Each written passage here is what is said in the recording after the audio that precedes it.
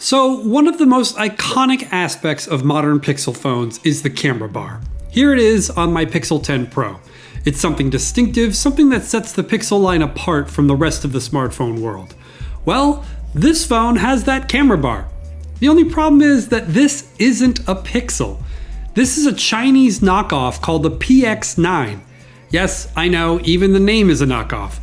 I bought this on Amazon for just over $100 just to see what is going on with it, and hoo boy, is there a lot to talk about here. The reason I bought this is that it seemed too good to be true. The Amazon listing shows a Pixel-like body, but it also claims to have a 1440p OLED screen, the Snapdragon 888 processor, 12 gigs of RAM, 512 gigs of storage, a 108 megapixel camera. I mean, these are all specs that either match or exceed my Pixel 10 Pro, and it only costs $100. Surely, there must be something wrong here. I figured the only way to find out would be to buy it and see if all these claims prove to be real. Well, spoiler alert, they were almost all lies. But don't worry, I'll get to that. First, let's talk about the design. So, if you squint really hard, this phone really does look like a Pixel. Maybe it's obvious when you put it right next to the Pixel 10 Pro XL, but seen on its own, it's definitely similar, especially to the untrained eye.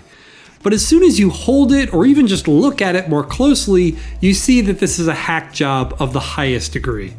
The camera bar up here is all plastic, for example. In fact, the whole back is plastic. The rails are metal, which is nice, but the buttons are plastic, which makes them feel janky and cheap. One thing that wasn't a lie about the listing is that there's a dual SIM card tray that also has room for a microSD card. That's pretty cool, and something you don't see much these days. Of course, with 512 gigs of internal storage, I can't imagine many people would need a microSD card, but I'll touch more on that in a bit. The display is where things go off the rails. From the first time I started up the phone, I knew something was off. You can see this video clip that plays at boot, and it's just laughably bad. Look at the janky animations and the low-res output. It's comical. Also, look at the size of these bezels. The listing says the PX9 has a 90% screen share ratio, which I'm pretty sure is supposed to mean screen to body ratio. For the record, the Pixel 10 Pro XL, a $1,200 phone, has an 88% screen to body ratio, and this phone claims to be better than that. I mean, just look at it. That's clearly not true. Also, this is not an OLED panel.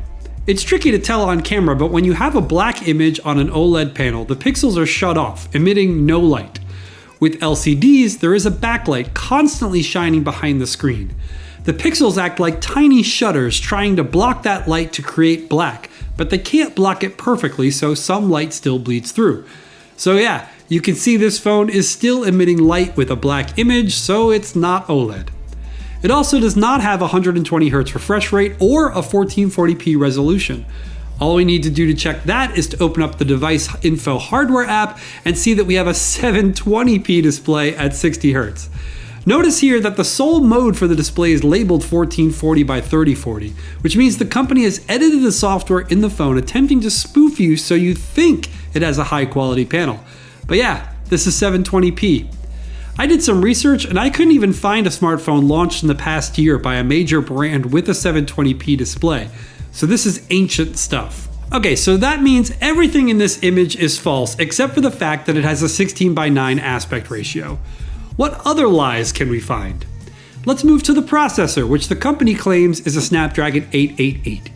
So, a little history lesson here. The Qualcomm Snapdragon 888 processor came out in 2020, so it's a bit old.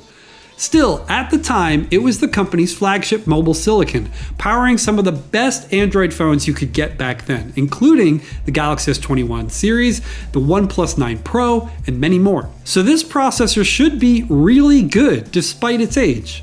But I mean, just look at the performance here. Just scrolling through the Play Store is a stuttering mess. Well, that's because this phone does not have the Snapdragon 888 inside. Pulling up the device info hardware app again, we see that it actually has the MediaTek Helio A22. Once again, the company that made the phone just changed the software to label it as a Snapdragon 888. The Helio A22 actually launched back in 2018, and even on its first day, it was weak. This means you are getting ancient e-waste performance with this PX9, not 2021 flagship performance. So this immediately brings the whole 12 gigs of RAM thing into question because the Helio A22 processor literally can't support that much RAM. To test that, we'll use the Fill Memory app. What do you know? Up here it shows just 4 gigs of RAM. Yet another lie. That brings us to the 512 gigabytes of storage claim.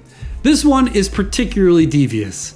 When we go into Android settings and visit the storage section, it clearly says we have 512 gigs of room.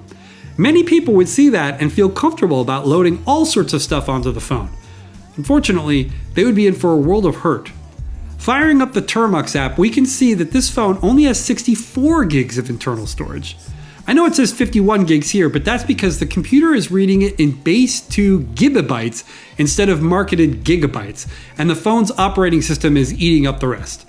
Trust me, this mathematical discrepancy proves this is physically just a 64 gigabyte drive. So what ends up happening here is you load all your data onto it, and as you go, it just loops and corrupts any and all data over 64 gigs.